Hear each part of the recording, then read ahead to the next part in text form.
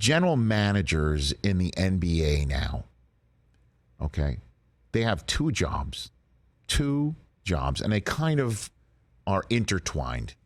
And I think those who are at the top of the flow chart in membership, ownership, the governors, I guess, the board of governors or whatever, those who are governors of their teams, they need to do this too. And of course, you got to choose the right coach to take part of this part. But a general manager has two things to do: build a championship roster, obviously, and two, bend over completely backwards.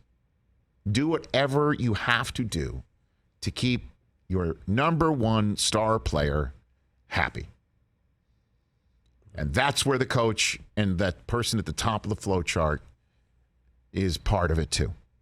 Keep that player happy, because in the NBA, in 2022 now, and it's been this way for a while, in the NBA, any player who has a significant role on the team or is the star player, pretty much the star player, can say, that contract that I have signed means nothing. I want out. And you, as a general manager, must comply on the spot. That's a fact. The Joker, Chris, right? He just signed a max deal. Max deal. Did he ever, right? In Denver, right? Big time paid. He just got Pizzade. Yeah, 5-year, 250 or 260. Devin Booker, reportedly. He just did the same thing. Max deal in Phoenix. Yep. Also, apparently Zion. Mm-hmm.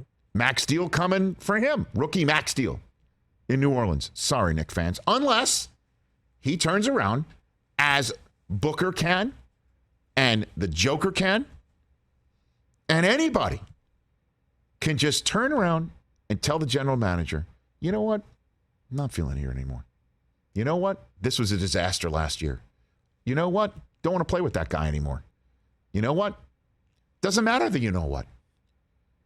It could be somebody in the NBA can actually opt out using a famed playground line, or a line that I've heard one of my children use in an argument against another one of my children. Just 'cause. Why? Just 'cause. That's good. Good argument. That's it. That's good. I like that. Hey, Kevin, why do you want to like it? Sean Marks, hello. Hey, it's Rich Kleiman. Hey, Rich, how you doing? Did you go to summer camp with Rich Eisen? No, it's just another guy. But outside of that, hey, Kevin wants out. Really? Oh, man. Thought this might be coming. Really? Is there anything I could do? No. I mean, I talked to Kevin. he's really dug in. Huh? Why? Can you just tell me why? He told me just 'cause. I'm imagining that's not the way the conversation took place. Probably but not. It sure can. That's it, man. So, do you remember, I think didn't we ask Daryl Morey when he was here last time in person? I asked him, is that a problem? This essential dynamic that seems to be unfolding. And his answer was, if I'm not mistaken, it's my job to make sure that doesn't happen. That's part of my job. I've got to talk to my star players. I'm checking in with them all the time. I got to make sure I never get that call. And if I get that call, it's on me. That was his answer. I'm almost sure that's what he said. August of 2019. Pop that video out, would you please? Let me find this. 3 years ago, right? Yep. He said that. It's just like, hey, man, it's my job to make sure I never get that phone call. Question is what did Sean Marks do or not do or couldn't pull off to prevent that and head that off at the pass? What is going on behind the scenes in Brooklyn? Why would Durant say, okay, Kyrie's back in the fold and Ben Simmons can come back and play, and Seth Curry and so on and so forth? New York City, Brooklyn, New York. Kind of enjoy the trappings and trimmings of New York life without the true, like, crazy-ass 24/7, 365 sports talk pressure, if there is such a thing for him, because the Knicks are the number one team and the focus of so many people in that town. What caused him to do that? And what is the NBA going to do about it? I don't think you can do anything about it unless you get everybody together in the room. And I would think that would is that collusion? Can you collude?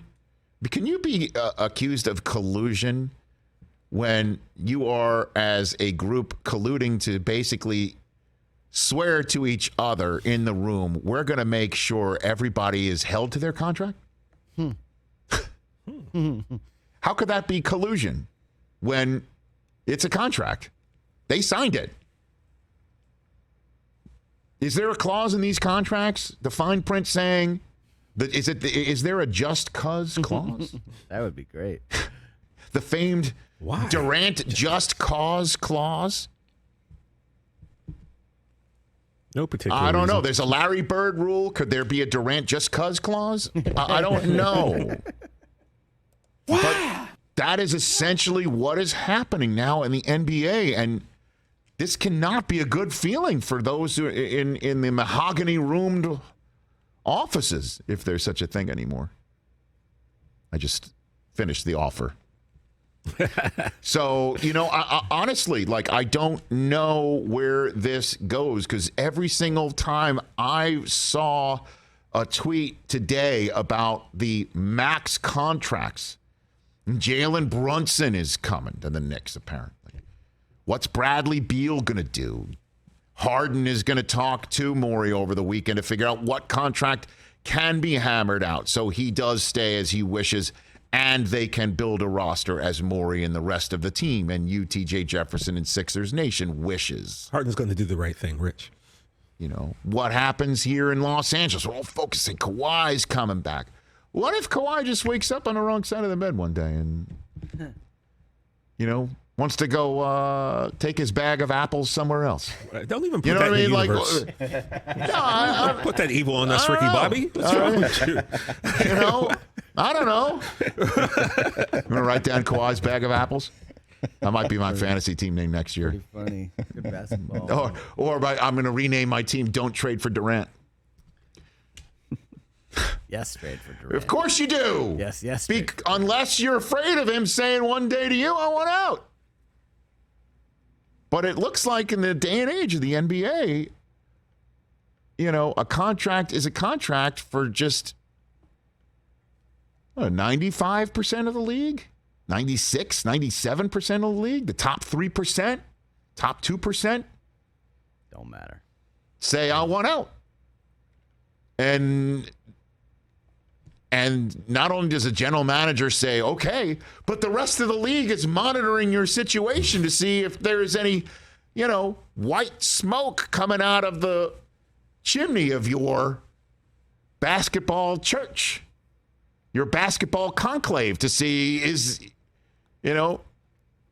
just like, what do we got? What do we got? Instagram, right? You're sitting there, you're looking at a girl, she's got a boyfriend, and then the second, she posts 2 or 3 pictures without him, then you kind of slide in the DM. Is everything okay? I'll just checking in. Well, that would be tampering in the NBA, right? The sliding into a DM. That is tampering. And by the way, what are you doing in your spare time?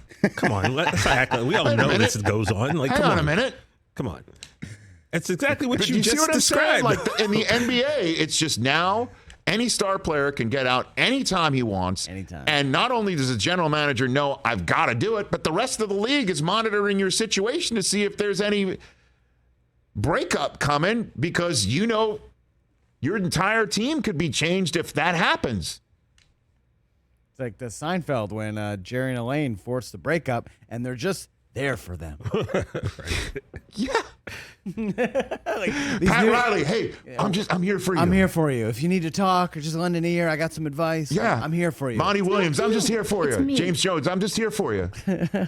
Right? Rob Pelinka, hey, boy, am I here for you. Yeah. Could you be there for Russ too? Yeah, please be there for us. And that's the whole thing what's going on in Portland, right? Lillard could just change his long-time stance of, I want to make it here. I want to build it here. I love being here. My family loves being here. He could just wake up one day and just say, you know what? I kind of want to pull a Matt Stafford and walk into the front office and say, I've tried, man. Boy, did I try, but I'm getting older and I'm out. And the Blazers got to say, okay. And every single team that's making plans for the next season will be like, well, okay, then we're in. That's what's happening right now.